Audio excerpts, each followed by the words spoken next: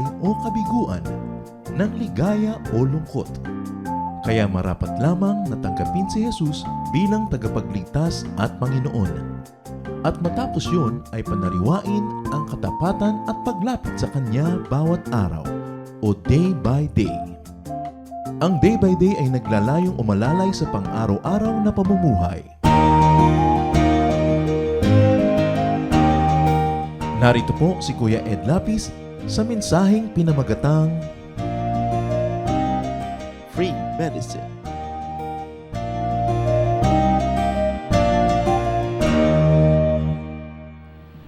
Marami mga complaints ngayon ng mga pasyente, high cost of medicines. Pero merong free medicine na pwedeng ma-enjoy ng mga tao, lalong-lalo ng mga anak ng Diyos. Yan ang pamagat ng ating pag-aaral ngayon, free medicine. Salamat po dahil kayo ay maibigin sa amin at meron kayong ibinibigay ng mga paraan para kami ay sumaya, lumusog, umaya sa aming buhay. Dalangin namin, makita namin ang lahat ng ito. Sa sandaling ito, Panginoon, pagpalain niyo po kami ng iyong kapatawaran sa aming mga kasalanan. Patibayin niyo po ang aming loob, palakasin ang aming mga katawan at nawa ang iyong pagpapala sumagana sa aming buhay. Bless us, Lord, with words that will teach, that will set us free, and will empower us. In the name of Jesus, we pray with thanksgiving. Amen. Free medicine. Sabi po sa Proverbs 17:22, a cheerful heart is a good medicine, but a crushed spirit dries up the bones. Pagka masayahin ang puso, napakabuting gamot daw ito sa napakaraming karamdaman. Pero kung malungkotin naman ang puso, sobrang lumalala. Daig mo pa ang may sakit ka sa buto, daig mo pa ang may cancer sa buto, na natutuyo ito at nagkakaroon ng napakaraming sakit dahil sa lungkot ng espiritu ng tao. How to be cheerful? How to have free medicine? Napakahalaga na ito ay ating makita sa katuruan ng Biblia. Philippians 4:8, keep your bodies on whatever is true. Keep your minds on whatever is true, pure, right, holy, friendly, and proper. Don't ever stop thinking about what is truly worthwhile and worthy of praise. Dito ay pinapakita sa atin at tinuturo kung ano ang dapat pagtuunan ng ating isip. Kung ano ang dapat na laging isipin at kung paano dapat mag-isip ang tao. At kung iisa-isahin natin, sinabi, keep your minds on whatever is true. You want to be happy, you want to have free medicine, you want to avoid a lot of illness or even cure it, you have to stick to whatever is true. At meron namang common sense ito dahil truth prevails. Truth gives peace and peace gives joy. Pagka tayo ay maraming kasinungalingan, nabubuhay sa kasinungalingan, hindi tayo nagkakaroon ng kapayapaan dahil kahit anong oras pwede tayong mabisto, pwede tayong mabuko ng mga tao at malaman na meron pala tayong kasinungalingan. At pag hindi ka na payapa, hindi ka tahimik tungkol dito, natural, maapektuhan ang iyong katawan, ang iyong kalusugan, ang iyong appetite, maging ang iyong pagtulog. So you want to be happy, you want to have the free medicine of happiness, keep your mind to whatever is true, and also to what is pure. Yung walang halong mga sisinungaling, walang halong impurities, walang halong mga kasamaan ang ginagawa at iniisip natin because pure is healthful. Kahit yung mga gumagawa ng mga gamot, gumagawa ng mga pagkain, nagsaserve ng mga diets, sabi ka, pure ang mga ingredients, walang kopya, walang daya, walang synthesized or synthetic, dahil what is pure is healthful and strong. So dapat pure ang motives mo pag nakikihalo ka sa mga tao, pag may ka inaalok, may tinitinda, pure ang iyong kalooban, walang halong deceit, walang deception, mas madali kang sumaya nun.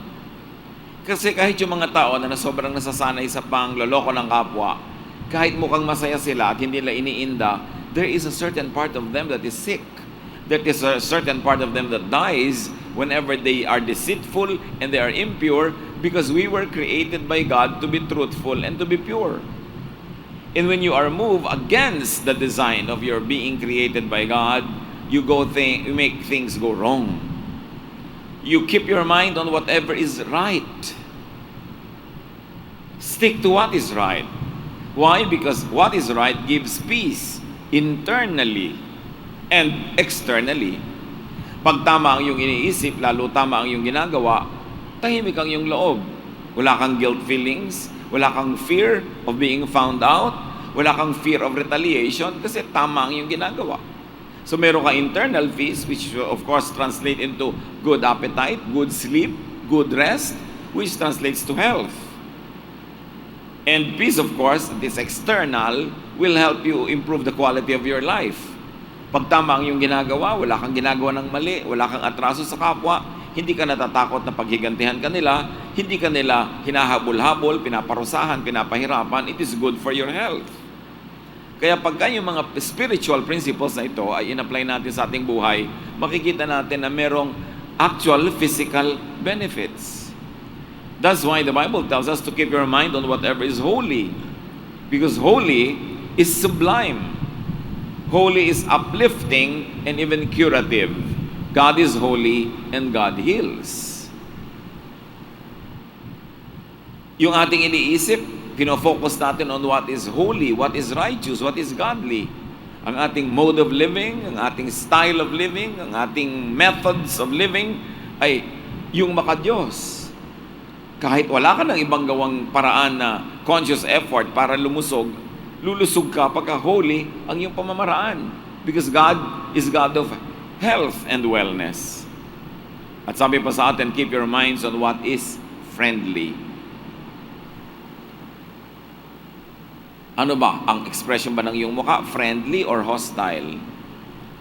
Ang pagkukorte mo ba ng salita ay friendly or unfriendly? Ang pakikitungo mo ba sa iyong kasambahay, sa iyong kapitbahay, kabanggagawa ay friendly or unfriendly? Why will friendliness make you healthy? Why will it give you free medicine? Because what is friendly is easy, is happy, and beneficial. Mas madali na makipagkaibigan kaysa makipag-away. Mas madali yung feeling na wala kang kagalit kaysa may kagalit ka. Less defensive, less offensive ka when you are friendly. It will translate into health, into actual physical benefits. Kaya dapat natin analyze, and friendly ba ako? Friendly ba yung style ko? Friendly ba yung pamamaraan ko ng pakikitungo sa tao? At ang bunga ba ng aking friendliness ay nakikita ko sa aking buhay? At dagdag pa, we should keep our minds on whatever is proper. Yung tama, yung tugma sa sitwasyon, yung katanggap-tanggap, yung kaibig-ibig. Proper ba?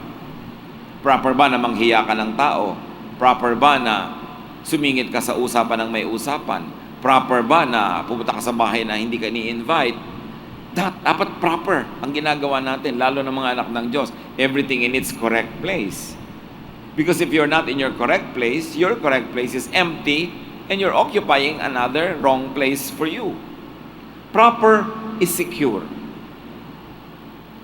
When you move properly, when you behave properly, you are secure because you know that you will not be corrected by anybody, that you're not going to be rejected because you are proper.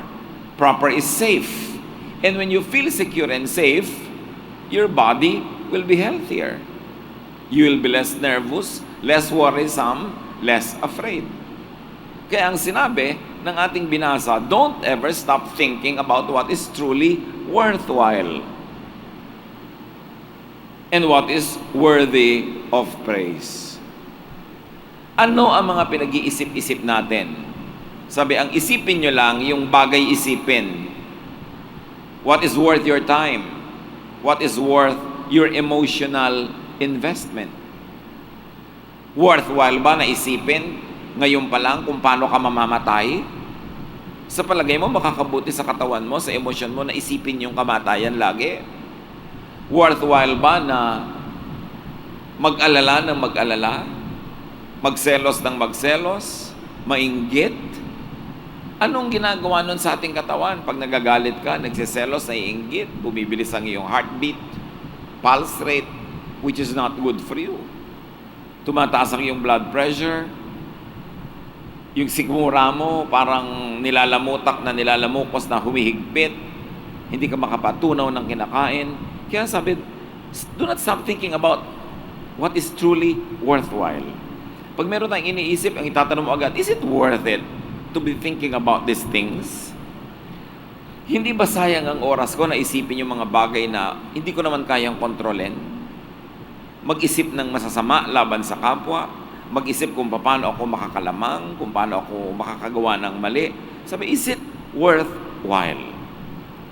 Ilang taon ang buhay ng tao? Iba-iba, pero merong range na talagang from this year to that year lang. Halimbawa, from 1 or 0.01 up to what? 110, 115? Ilang buwan, ilang linggo, ilang araw, ilang oras, ilang minuto, ilang segundo ang buhay ng tao. At pag kinumpute nyo na malalaman nyo, it is really very limited. Tapos uubusin mo pa sa hindi naman masarap isipin, hindi magandang bagay, walang kwentang pag-isipan. Sabi, think only of that which is worthy of praise. When you think of people, what do you think of them? What do you think about them? Do you think about things that are worthy of praise? O yung worthy of complaint and criticism? Pag nasa isang lugar ka, do you find something to praise God for? Pag may tao kang gustong isipin, do you think of the qualities of that person that's worth praising? Sabi, think of what is worthy of praise. Because when you praise, you are doing your body, you are doing your emotion, you're doing your spirit some good. Because we were created to praise. Especially to praise God. Kaya pag tayo may pinupuri, isipin nyo, imagine ninyo, pag may pinupuri kayo, lalo mga mahal nyo sa buhay, pinupuri nyo sa iba, you feel good. Ang talino ng anak ko, ang bait ng asawa ko, you feel good. Because praising makes you feel good. Pero pag tayo namimintas, nagrereklamo, actually, there is a certain part of you that is hurt and hurting. In fact, only hurting people can be so fond of criticizing. So have cheerful thoughts. Maghanap ng maipagpapasalamat, maghanap ng mapupuri, maghanap ng ikakasaya kaysa maipipintas at maikalulungkot. Have cheerful thoughts, not negative thoughts. Ang utak natin, pag nilalagyan mo ng negative thoughts, nagmumukhang basurahan. Kasi negative ang laman, marumi ang laman, pangit ang laman. It will affect you. Therefore, think positive. Yung two words na yan, na napaka-common na sa napakaraming mga tao lagi sasabihin, think positive. Totoo kasi yan. Focus on the good. Focus on the positive. Pag may nangyayari sa ating buhay, focus on the good and the positive. Kahit na yung plano nyo hindi natuloy, kahit na parang may sa biglang tingin hindi maganda, hanapan nyo agad ng good and positive. Mababawasan tuloy yung effect na negative sa inyong buhay at pwede nyo pambaligtarin at maging positive. Focus on the happy, not on the sad. Focus on the hopeful, not on that which is forlorn and hopeless. Because what you focus on focuses back on you. Ang tinititigan nyo ay tumititig din sa inyo. Ang nilalapitan nyo ay lumalapit din sa inyo. At ang laging sinasabi, ang totoo noon ay inaakit natin na lumapit sa atin. Minsan, merong isang nagtanong sa akin, isang Christian worker, pastor. Sabi niya, kahit na lang saan kami mapuntang mission, kahit na lang anong church ang hawakan namin, paulit-ulit ang problema namin sa mga tao. Ang kukuripot, ayaw mag-offering, ayaw mag-tithe, laging kulang ang pera. Tapos laging pasaway ang mga tao, laging may gulo, laging nangiintriga, laging mahirap disiplinahin, laging may human problems. At tinanong ko siya, ano bang ginagawa nyo ng misis mo tungkol sa mga problemang ito? So niya, lagi namin dinidiscuss. Lagi niyo dinidiscuss. At agree naman kayo with each other na yung mga tao walang kwenta. Sabi, totoo naman eh. Na ang mga tao kuripot. Totoo naman. Ang mga tao pasaway, intrigera. Totoo. Sabi ko, kasasabi nyo, kauulit nyo, kaya nagpapaulit-ulit ang kwento. Because there is power in the spoken word. Sabi ka ng sabi ang mga member natin, ang kulit, ano? Lalong kumukulit sila. Merong himalang nagaganap beyond explanation na pag lagi mong sinasabi, nagkakatotoo. Which is not impossible kasi when God speaks, nagkakatotoo. God said, let there be light, nagkaroon ng light. God said, let there be this, let there be that, nagkaroon. Tayo, we were created in God's image. Therefore, there is a bit of that divine creator in the creation in us na ang sinasabi din natin, nagkakatotoo. Sabi ko, kung gusto nyong maiba yung mga ugali ng mga taong nasa paligid nyo, ibahin nyo rin ang uri ng kwentuhan nyo mag-asawa tungkol sa kanila. Ang pag-usapan nyo kung ano yung mabuti, kung ano yung maganda. Because that is worthwhile, that is worthy of praise. Think about such things. Because mind over matter. Di ba? Sinabi, when you believe, it will happen. But our words are statements of belief. They are statements of faith. Kaya pagka umagang-umaga pa lang, sinabi mo, ay buwisit na araw ito. Sira na ang araw ko. Obserbahan ninyo, masisira talaga. Sinabi nyo na eh. Yung bata, naandyan, nakikinig, nag-uusap kayong dalawa magkumare. Alam mo yung anak ko na yun, ang kulit-kulit niya, tikas-tikas ng ulo niya, hindi nakikinig. Nadidinig niya, lalong kukulit. Pero kahit ang likot-likot ng bata, pag sinabi mong, alam mo yung bata na yan, hindi yan malikot. Ang bait-bait yan. Pag nadinig niya, biglang bumabait din yan. Sinasabi nyo kasi. Anong pinagsasasabi nyo tungkol sa asawa nyo? Tungkol sa biyanan? Paano mo ba papalitan ang reality? Mera dalawang level ng reality. Spiritual reality at physical reality. Kaya sabi sa Bible, our battle is not against flesh and blood. It's against principalities in the air. Sabi niya, ang totoong bakbakan, hindi physical, spiritual. Doon ka dapat manalo sa spiritual level in heavenly realms. Pag nanalo ka doon, susunod yung earth, yung physical level, mananalo ka rin. Kaya pagka sa isip mo, nagpasya ka na ganito mangyayari, at isinunod mo ang lahat ng dapat na gawin, mangyayari nga. Pag sinabi mong, papasa ako sa board, tapos ginawa mo lahat ng dapat mong gawin na tama, nag-aral ka, inayos mo yung katawan mo and everything, pumapasa ka nga. Pero pag sa simula pa lang, naku, baka mag-fail ako, ay nagkakanda failure nga. Sinabi mo na eh. Kaya importante, dinidisiplina natin ang sinasabi natin. So, paano natin papalitan o sisikaping makatulong makapalit sa ugali, sa reality ng mga tao sa paligid natin? By changing how you think about them. By changing how you talk about them. Dahil yun ang spiritual level. Doon mo gawin. At pag ginawa mo yun, sinabayan mo pa ng panalangin, at ang gusto na mangyari ay mabuti para sa mga tao, bantayan mo kung paano mangyayari. Kita nyo yung puno na ayaw walang bunga? Sinabihan ni Jesus, nawa, wag ka na mamunga kahit kailan. Naluoy. The power of the word.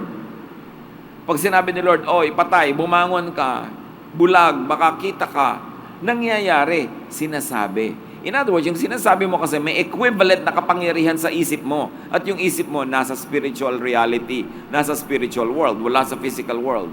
You fight the battle there first. Kaya sinabi ni Lord, nothing is impossible for those who believe. Now, yung mga sinasabi natin tungkol sa tao, tungkol sa weather, it is a statement of our belief. It is a statement of faith, and therefore, we reinforce it becoming more and more physically real in our lives. Pag meron kang gustong baguhin sa iyong buhay, di ba ang una mong babaguhin? Yung pag-iisip. Tulad ng mga gustong tumigil manigarilyo, lagi na lang nagbabackslide, laging naninigarilyo sa sulok-sulok, laging sumisingit. Pag may ganun, tinatanong ko sabi, Pastor, paano ko pa kaya talaga matitigil ang paninigarilyo? Teka muna, nagpasya ka na ba talaga natitigil? Opo. Bakit may baon-baon kang sigarilyo? Kasi baka hindi ko po matiis. Di hindi ka pa nagpapasya.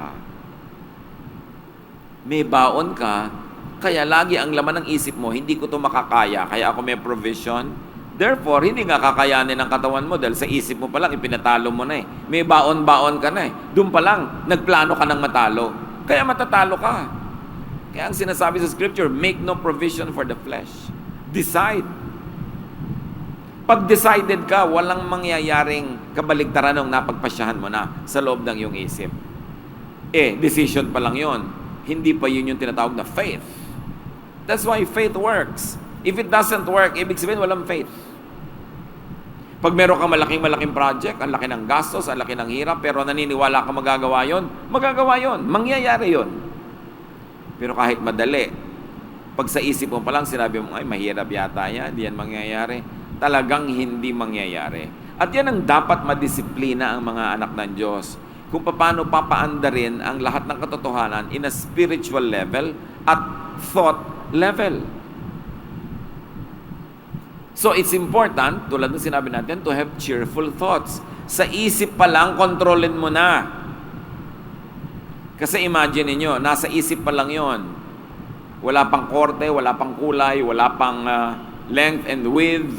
Nasa isip pa lang. Pag pinalabas mo na yon sa isip mo, magiging reality na yon. Halimbawa, architect ka, nagdo-drawing ka pa lang ng bahay, nasa isip pa lang. Pwede mo pang palitan ng poste, pwede mong palitan ng load, pwede mong palitan ng design. Pero oras na ginagawa na ng mga karpentero, ng mga mason, paano mo papapalitan? Malaking hirap palitan. Kaya dapat pinapalitan mo at the realm of thought sa planning stage. Kasi very powerful ka pa in control pag nasa thought pa. Pero oras ang ginawa mo na, mahirap na. Sa halimbawa, sinabi mo, sasampalin ko yung kumari na yan pag nakita ko. Nasa thought pa. So pwede mo pang sabihin, hindi, wag mo sampalin. Pero subukan mong sampalin na ngayon. Sige, tumayo ka, sampalin mo na ngayon. Paano mo pababawi kung nagawa mo na? Kaya dapat ang pagbawi, ang pagkontrol, ang pag-shape in the realm of thought. Dun ang disiplina. Kaya sabi, our battle is not against flesh and blood. It's against principalities and spirits in the air, in heavenly realms. That's where the battle should be won. And if you want to have the free medicine of happiness, control your mind so that you think happy. Focus on the good and the positive, on the happy, on the hopeful. As we have said, what you focus on, focuses back on you. And make friends. Yan ang free medicine. Friends divide our sorrow and multiply our joy. Make friend instead of enemies. Mahirap mag-invest sa friendship. Pero mahirap din mag-invest sa enemies. Ang hirap gumawa ng kaaway, mas nakakapagod, mas magastos, mas delikado, mas negative. So, meron ka rin lang isang oras ngayong oras na to, bakit di ka lang gumawa ng kaibigan kaysa gumawa ng kaaway? Mga wrong decisions ng mga tao na dideceive tayo into making wrong choices on how to misuse our time, our talent, and our treasure. And very importantly, keep friends, especially old ones. Kailangan ng mga kaibigan natin huwag nawawala sa ating buhay. Keep your friends. Especially old ones. You cannot make old friends. You can only make new friends. Yung ang tagal nyo na magkaibigan, mag-aaway pa kayo sa walang kakwenta-kwentang bagay. Sayang naman lahat ng oras na in-invest nyo sa isa't isa. Sayang ang emotional investment, time investment, financial investment. Matapos 10-15 years kayo magkaibigan, mag-aaway pa kayo, makakagawa ka pa ba ng kaibigan mo na 15 years mo ng kaibigan kung ngayon mo palang sisimulan? No, you cannot make old friends. You can only, and you should only, keep them. Maling-mali na makipag-away sa mga dati ng kaibigan. Kasi marami ka ng taya doon, marami ka ng itinanim, tapos sasayangin mo lahat yon, magsisimula ka uli. And very especially, avoid making enemies when young. Pag bata pa kayo, iwasan yung gumawa ng mga away, magkaroon ng mga atraso, iwasan yung makagawa ng masama sa tao. Bakit? mahaba pa ang buhay nyo. Marami pa siyang chance na gantihan kayo.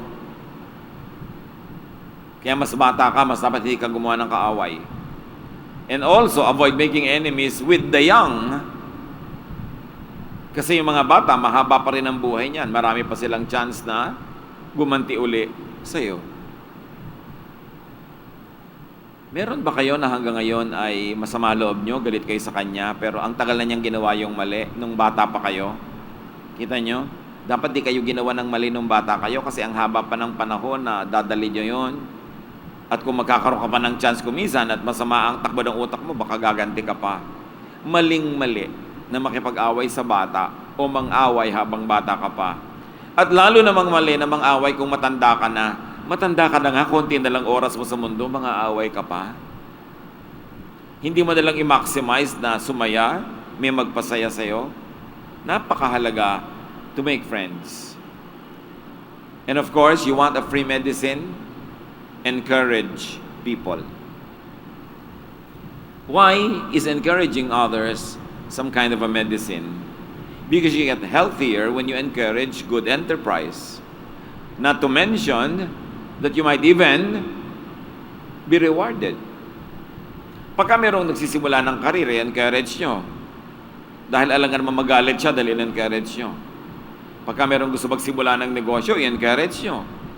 Eh kung lumago yung negosyo, malay mo naman, pati ikaw ay mabiyayaan dahil lumago siya. Pero kung dinidiscourage mo siya, tapos lumago yun, naku, wala kang matatanggap na anumang biyaya mula doon. Baka paghigantihan ka pa. Kung kailanganin mong tulong niya, baka hindi ka tulungan. Dahil sabi niya, nung nagsisimula ako, tinulungan mo ba ako? In-encourage mo ba ako? Maling-mali, mga kapatid, na mang-discourage. Ang tama lang na i-discourage yung gagawa ng kasalanan. Gagawa ng mali, i-discourage mo yon. Pero yung nagsisimula, gusto niyang subukan na maging singer, oy, ang pangit-pangit ng boses mo. Huwag mong gawin yan. Alam niyo, kahit totoong pangit ang boses niya, magagalit pa rin sa inyo eh. Eh kung in-encourage mo, naging star.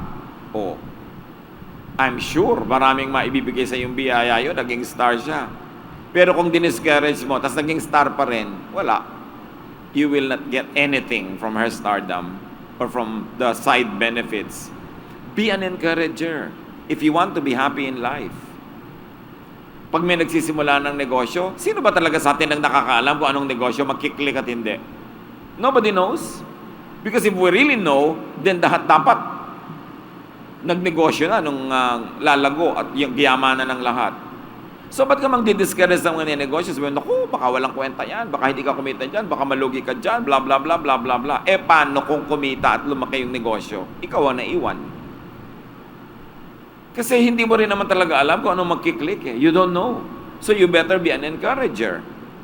Unless yung ginagawa niya talagang negosyo, eh, gusto niyang maging drug pusher, o gusto niya na manloko, siyempre, dapat mo siyang i-discourage. Pero ba't ka magdi-discourage ng anumang bagay na hindi naman morally wrong, meron lang ang risk? You might put some sense into people's heads so they can minimize the risks that they take, but still be an encourager. Why discourage people? Alam niyo ba kung bakit kayo malaki ang panalo kung mag-encourage kayo? Ang laki ng chance na magsasucceed ang inyong ine-encourage. Why? Siyempre, gusto niyang mag-succeed. Kahit nga hindi mo encourage, magsasucceed pa rin yun. Katulad ng insurance. Bakit ba panalo yung nagtitinda ng life insurance? Yung pag namatay ka, biglang babayaran ka ng malaki? Bakit sila panalo? Kasi ayaw mo namang mamatay, di ba? Kahit babayaran ka ng malaki, ayaw mong mamatay. Gagawin mo ang lahat para ka mabuhay. Therefore, ikaw mismo ang nag-encourage sa sarili mo na patuloy na mabuhay, panalo yung insurance. Kaya, unless nagkakaroon sila ng corruption or mismanagement, hindi naman sila nalulugi dahil may namatay. Kasi talagang hanggang kaduluduluhan, pipilitin mo buhayin ang sarili mo. Hindi sila ang magme-maintain ng life mo, ikaw. So, ganun din yung ina-encourage mo. Gusto niya magnegosyo, gusto niya magkaroon ng karir, gagawin niya ang lahat para magtagumpay. So, ang laki ng chance na magtatagumpay siya at panalo ka kung nung nagsisimula pa lang siya, encourager ka. You will be remembered well and you will be given a lot of reasons to be happy in return. Pero yung mga nandi-discourage, kahit pa nga yung diniscourage mo ay napabuti dahil diniscourage mo, may sama pa rin ang loob sa'yo yon. Kasi nasasaktan siya habang dinidiscourage mo, lalo gusto niya ang isang bagay. We were created for good, not for evil. That's why when you encourage, especially a good enterprise, you will feel good, you will actually be healthy because you are moving and performing according to design. Encouraging others could become fruitful investments. Pag may mga kaibigan kayo, mga kamag-anak na gustong magnegosyo, gustong magganito na project, tapos iisimit-isimit ka, sisima-simangot, pinapakita mong hindi ka approve, hindi ka nagagandahan sa ideya. Paano ka nag-succeed? Puwera ka. Mahirap bang mang-encourage? Bakit kailangan kang maging spirit of discouragement? Mas maraming pasalamat sa encouragement. Sabi niya, if there's anything that is worthwhile, think about such things. And another free medicine is, of course, to wish people well. Ang mga tao, imbes na isipin mo na sana wag sila magtagumpay, isipin mo magtagumpay sila. Isipin mo na sumaya sila, lumaki ang project nila, gumanda. Why? So that you don't feel negative when they succeed. Because as we have said, people will do everything to succeed. And if they don't succeed at first, at second try, at third try, they will eventually succeed. Na ikaw who wish them well, will now feel better, will feel happier because they are succeeding. Pero if you don't wish them well, in fact, if you wish them to fail, see, the moment that they begin to be successful and as they become more and more successful, you feel worse and worse. Kaya nga meron daw isang kasabihan ngayon sa Korea, when your neighbor repairs his house, you begin to have ulcers. Korea nang may sabi nun. Ang ibig sabihin lang niya, sobrang materialistic na yung society nila, sobrang inggit-inggit sa mga kapitbahay. Pag may nagpapaganda ng bahay, sumasama ang loob ng iba. Ang tao talaga, nakadestinong umasenso yan. Kahit ilang beses siya magsubok, darating at darating siya doon. Kung ikaw, nakasabay sa kanilang kagustuhan, yung gusto nilang mag-succeed, gusto mo rin para sa kanila, habang nagtatagumpay sila, kahit hindi mo tinutulungan, hindi ka napapagod, you will feel better. Your every wish for others also returns to you. Yung ang wish mo, sana mag-fail yung iba. Usually, kung mag-fail, kasi prayer yun, sa'yo bumabalik. Negative words. Kaya sabi ni Jesus sa Matthew 7:12, treat others as you want them to treat you. Gusto mo that they will wish you well? Wish them well. And another medicine, of course, is do not habitually complain about situations, about people. That is negative and even prophetic. There is power in the spoken word, as we have already said. Your complaints can become the truth of your life. Hindi nyo ba napapansin ang lagi nyo inirereklamo, yun ang lagi nangyayari? Reklamo ka ng reklamo, pabalik-balik lang. Pag inirereklamo mo na ang kuripot ng kapatid mo, lalong nagkakanta kuripot. Inirereklamo mo na ang higpit-higpit ng boss mo, lalong nagkakanta higpit-higpit. Bakit? Ina-affirm mo in the realm of thought, in the spiritual realm. Ina-affirm mo yung reality na yon, lalong tumitibay. Gusto mo siyang gibain, gusto mo siyang baligtarin, do it in the realm of thought. Baguhin mo muna ang iyong pag-iisip. Stop complaining about people close to you and start praising them. Kung ano man ang lagi niyong reklamo tungkol sa mga kasambahay at malapit sa inyong buhay, baligtarin niyo. Hanapan niyo ng maipupuri sa kanila dahil meron, hindi pwedeng wala. No one is perfect, so no one can even be perfectly wrong. May tama at may tama sa kanila. Pag hinanap nyo yun ang inyong laging binanggit, pinalaki, yun ang lalaki ng lalaki.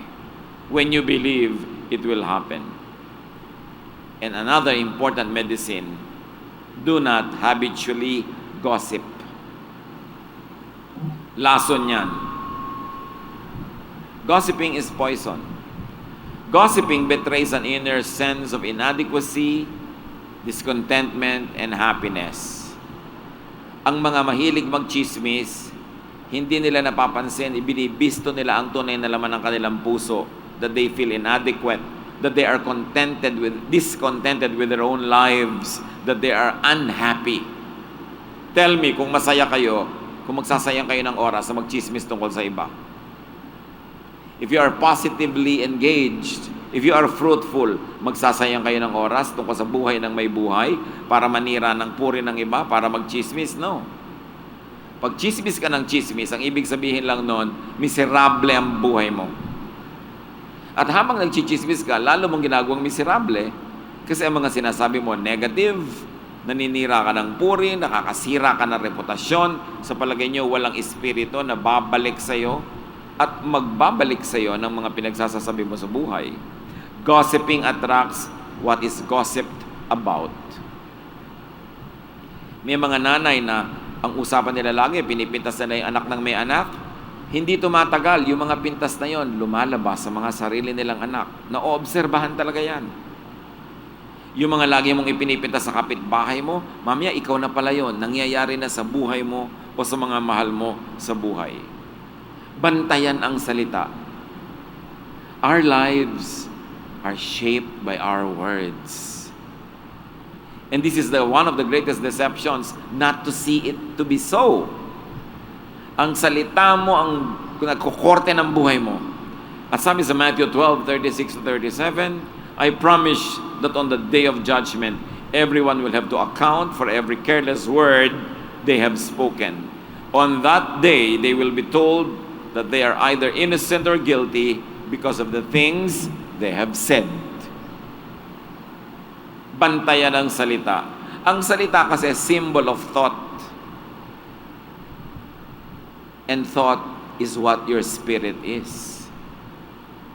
Kaya, nabibisto natin kung ano ang espiritu sa pananalita. Paano mo babaguhin yung espiritu? Baguhin mo yung pananalita. Huwag mo munang intayin na mabago yung espiritu. Ang paano ka papasok sa spiritual world para baguhin yon? Ang baguhin mo yung nasa physical world, yung language. Dahil cyclical yan. Pag binago mo dito, pag akyat niya uli sa spiritual level, iba na siya. Change your words, and your life will change. Change the way you release words. Release blessings instead of curses. Release praises instead of complaints. This is how we change our lives. Hindi, Diyos ko, baguhin mo po ako, baguhin mo po ako. Walang binabago ang Diyos sa ganung paraan. Kasi kung binabago ng Diyos ang tao, di kasalanan niya pag may hindi nagbago. Kasi mo, Diyos pala nagbabago sa tao, ba't hindi siya nagbago? Di kasalanan niyo ng Diyos. Tao ang nagbabago sa kanyang sarili pag naiintindihan niya sa utak niya na mayroon siyang dapat baguhin at ang una niyang babaguhin yung physical level. Halimbawa, matabang ang samahan niyo mag-asawa. So kung bigyan mo siya ng kape, matabang at malamig. Pag natikman ng asawa mo ang matabang at malamig na kape, physical yon magkakaroon siya ng spiritual reaction. Sasabihin niya, ang espiritu ng asawa ko galit sa akin, ayaw sa akin, hindi ako mahal, o wala na akong kwenta sa kanya. Yun ang ibig sabihin ng physical na kapeng malamig. So, pag ibigay mo si kapeng malamig, o whatever the equivalent in your life, sinigang na matabang, di ba? Bedsheet na marumi, kung ano man yun, physical lang yun. Pero oras sa binigay mo yun, may symbolized agad nun ang isang spiritual reality. Pag sinalubong mong asawa mo galing sa trabaho, ikay bangong-bango, paligong-paligo. Physical yon, pero may sinasabi yon na spiritual, di ba? Pero pag dumating ka, siya na ikaw ay amoy suka, amoy paksiw, gulo-gulo, may sinasabi ka rin doon, I don't care about you, I don't care to be attractive. So, mawala na rin siya ng attraction sa'yo. So, gusto mong baguhin yung spiritual, simulan mo sa physical. Gusto mong maiba ang samahan nyo mag-asawa, bigyan mo ng mainit na kape. Ang sarap-sarap na kape. May kasama pang ngiti. Physical lahat yun, pati ngiti. Pero makita nyo, maapektuhan yung spirito niya. Mamaya, iba na ang trato sa inyo, iba na ang pakitungo, ikaw din maiiba. So, iniiba mo sa physical level para iba yung katumbas niya sa spiritual level. Therefore, gusto niyong maiba ang takbo ng buhay, ibahin ang mga sinasabi ng bibig. Ibahin ang mga pinag-uusapan. Subukan nyo. Because it is proven. You want to be happy? Alam namang biglang, tank, naging happy ka? Tamaan ka ng kidlat, magiging happy ka? No. Gagawa ka ng physical ways to be happy. Magsusuot ka halimbawa ng damit na masaya kahit malungkot yung nararamdaman mo. Ang lungkot-lungkot mo na, magsusuot ka pa na ang lungkot-lungkot na kulay. Lalo mong pinalungkot ang sarili mo. So gagawa ka ng something physical. Gusto mong sumaya, gumawa ka ng mga paraan para maging masaya. Manood ka ng halimbawa, isang masayang palabas, kaysa manonood ka ng drama, dahil lulungkot ka na naman nun lalo. Ang pag-usapan nyo ng mga kaibigan mo, yung nakakapagpasaya. Hindi yung mga sakit mo, yung uric acid mo, hindi yung iyong mga colon cancer, o ang iyong fatty liver, o ang iyong blood pressure, o pag-uusapan yung mga nanay-nanay kung paano hindi kayo ine-entregahan ng mga anak nyo, pag-uusapan nyo kung paano ang mga asawa nyo ay may mga kolasisi. Lulungkot kayo na lulungkot kasi yun ang topic nyo eh. Change that. You cannot always be happy, but you can be cheerful. And when you are cheerful, you can become happy later. Sabi sa Proverbs 15:13, a happy heart makes a face cheerful, but heartache crushes the spirit. When you already feel down, reverse it. Magpasaya kayo. Pag parang pangit ang simula ng umaga, pagandahin ninyo. Huwag ninyong dagdagan na sasabihin yung pangit ang araw na to, sira na. Kayo na, yun nag-affirm. Matutuloy yun. Sinabi ng bibig, susunod ang spirit. It is very important. Happiness makes you smile.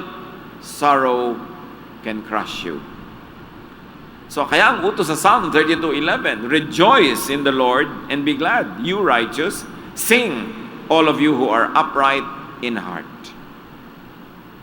Gumawa kayo ng paraan na pasiglahin ang inyong sarili pag kayo matamlay. Pag matamlay ang samahan nyo mag-asawa, pasiglahin mo. Matamlay ang buhay pamilya nyo, pasiglahin nyo. Lahat kayo mag-contribute. Hindi yung tinatamad na nga yung mga kasama mo sa bahay na sumaya, ikaw din, dadagdagan mo pa, papalalayan ang papalala. Lulubog kayo ng lulubog. Philippians 4:4, rejoice in the Lord always. I will say it again, rejoice. It is imperative. It is a command. Be cheerful. Cheerfulness could turn into happiness. Let's say masakit ang ulo mo. Ngumiti ka imbes sumimangot. Kasi mas nakakapagod pa rin sumimangot kaysa ngumiti. Pag ngumiti ka, sinisimulan mo ang cycle of change. Kesa sa ituloy-tuloy mo't palubugin sa isang simangot. Pag umiinit ang ulo mo, bawiin mo agad. Palamigin mo siya. Hindi yung mainit na yung ulo mo, naghahanap ka pa ng maikakainit lalo. Ganun na mainit ang ulo eh.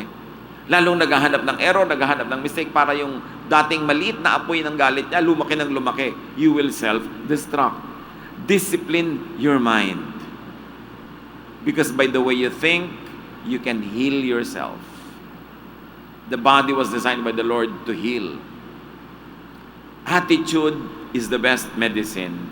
Happiness especially, laughter, are free medicines. At pag yan ginawa natin mga kapatid, pati ang ating mga kasama, mga malapit sa atin, mahahawa. Nakakahawa ang lungkot. Nakakahawa rin ang saya. Maghahawa na rin lang kayo yung positive na. You walk into a room and brighten it with your cheerfulness. Pagka may nagsasalita, ang gulo-gulo ng audience, nasa audience kayo, kayo'y maging tahimik. Contribute something positive para kopyahin kayo ng mga katabi nyo. Hindi contribute something negative. Always be cooperative. Encourage what is good because we are designed to be good. And when you are good, you're working, you are performing according to design, you are not far from being happy. Review our attitudes.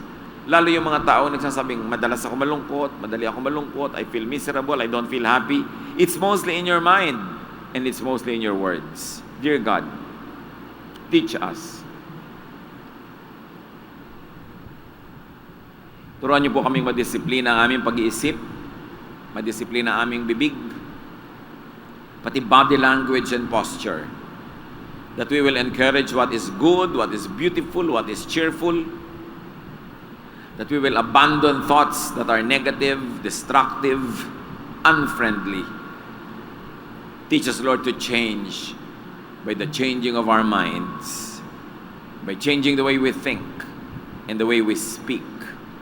Para ang aming akitin na lumapit sa amin ay kasiyahan, kasaganaan, kagandahan. Teach us to review our ways. Teach us, Lord, to see kung kami ang lumalason sa aming mga sariling buhay, kami ang lumalason sa aming isip, sa aming katawan.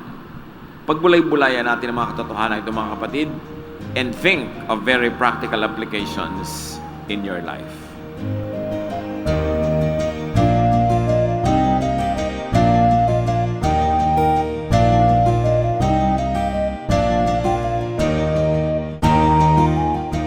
Ang katatapos pong mensahe ni Kuya Ed Lapis ay pinamagatang Free Medicine.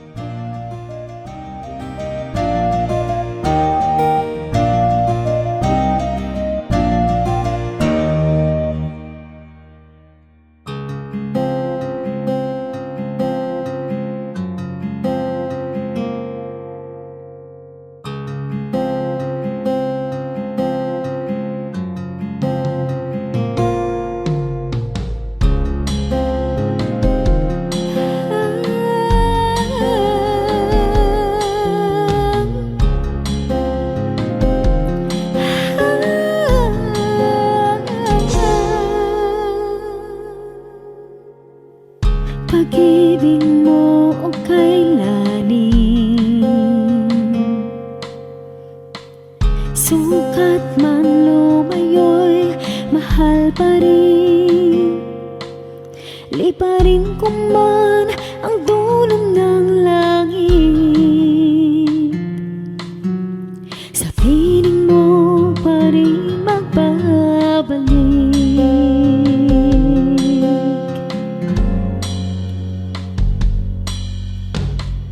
Kahit minsa'y magkasala,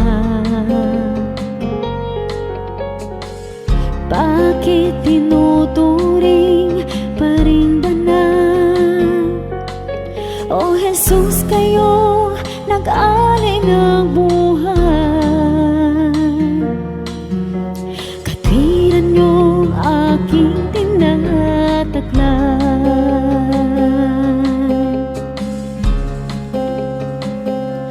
O tanggapin,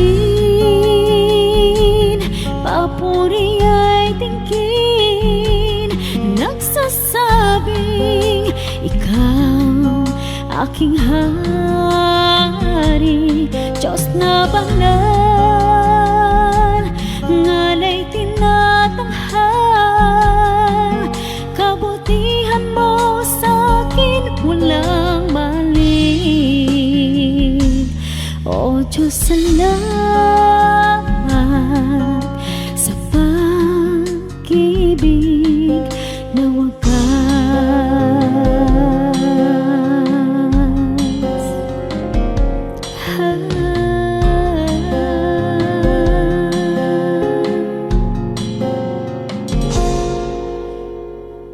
Laging laman itong isip,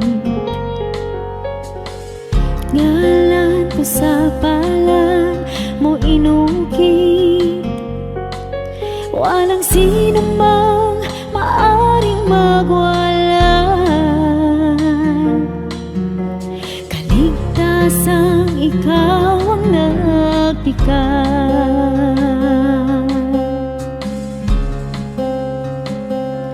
O tanggapin, papuri ay tingin, nagsasabing ikaw aking hari, Diyos na banal, ngalay tinatanghal, kabutihan mo sa'kin walang mali. O Diyos, salamat sa pag-ibig na wagas.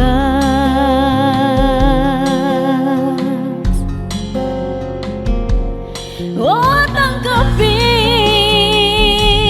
papuri ay tingin, nagsasabing ikaw aking hari, Diyos na banal, ngana'y tinatanghal. Kabutihan mo sa'kin walang maliw. O Diyos, salamat sa pag-ibig na wagas.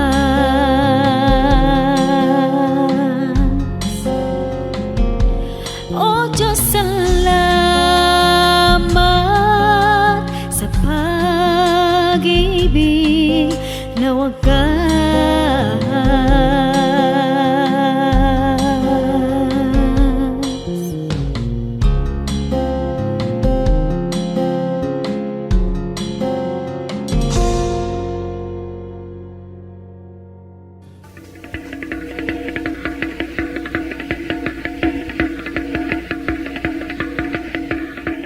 Maraming kasaysayan ang musika ng ating bayan at pawang lahat yon ay mga hiyas ng ating lahi. Ang isang instrumento na napakagandang pagtuunan ng pansin ay ang gimbal ng mga mansaka.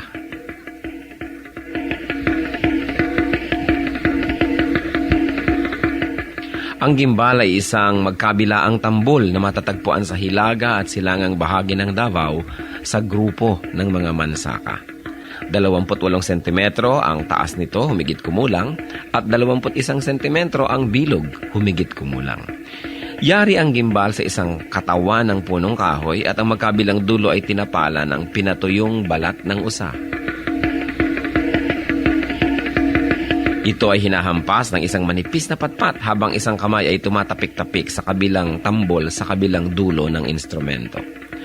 Ang gimbal ay maaring tugtugin mag-isa o ng mga may kasamang ibang instrumento kung ito'y ginagamit sa ritual.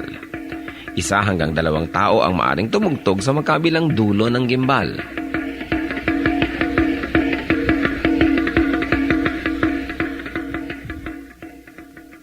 Kadalasan, ang gimbal ay tinutugtog bilang saliw sa sayaw na ang karaniway kung ano-ano ang pangalan ng tugtugin ay siya ring pangalan ng sayaw. Kung ano ang tawag sa instrumentong ginagamit ay nagiging tawag din sa sayaw mismo. Kung minsan ang gimbal naman ay tinutugtog sa paglalarawan ng kalikasan, halimbawa ang mabilis na pag-agos ng tubig sa batis.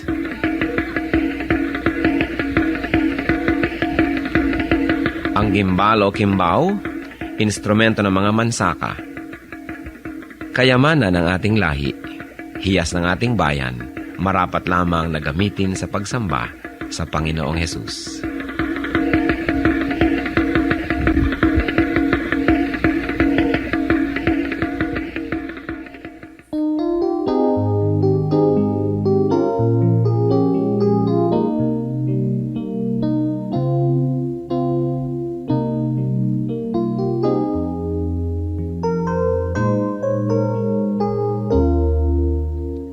Buhay ko nooy laging nangangamba. Ang pagluhay di ko kaya at walang patutuhan. O Jesus, nang ikaw nga ang makilala ko, ang lahat iyong pinanatag, ang lahat inayos mo. Kapayapaan na nagmumula sa'yo, naranasan ko dito sa buhay ko.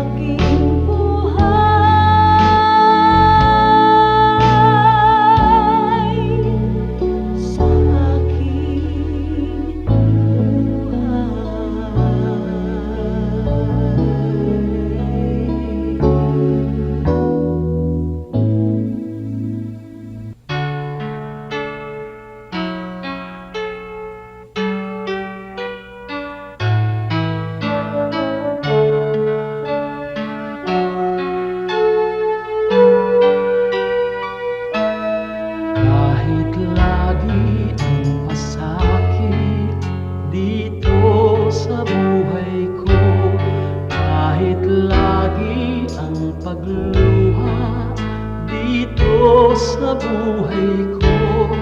Sakali man itong aking pamatok, ubod ng bigat. Sa tulong mo, Jesus, nakakaya ang lahat. Kung sakaling ang ligaya'y di pa natagpuan, kung sakaling ang ginhawa'y di pa nakakamtan, sa piling mo, Jesus, ako ay lagi nang nakatanaw. Sa langit mong laan, di na mamamanglaw. Pagtitiis, pagtitiis ang kailangan kong mabatid. Kaya't ikaw, Panginoon, ang aking tutularan. Pagtitiis, pagtitiis ang kailangan kong mabatid. Ang buhay ko ay lalago kung mayroong pagtitiis.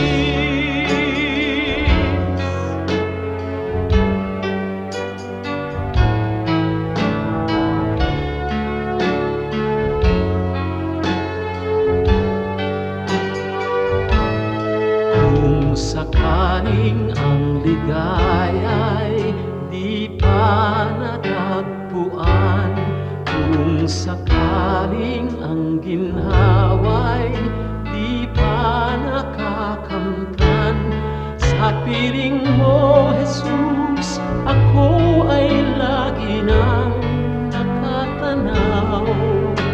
Sa langit mong laan, di na mamamanglaw.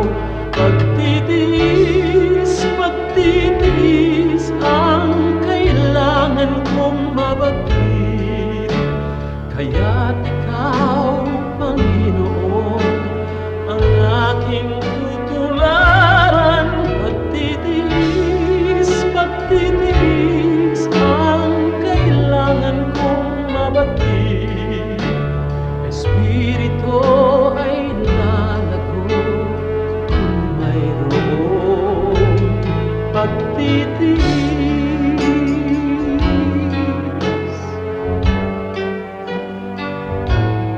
Pagtitiis.